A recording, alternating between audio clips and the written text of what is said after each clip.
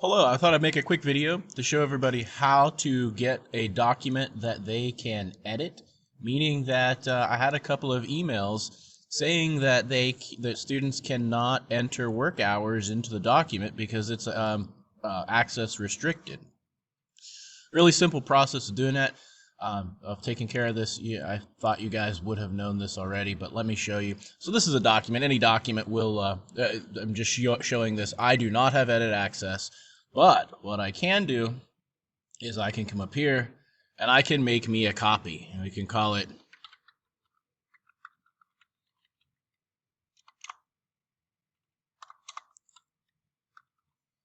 now.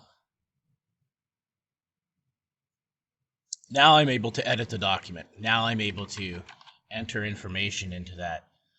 I can't give you edit access to the original because if I give you edit access, that means that everybody else who accesses that document is going to have to look at your hours. It's not what we want. Create the copy, file, make copy, and resave.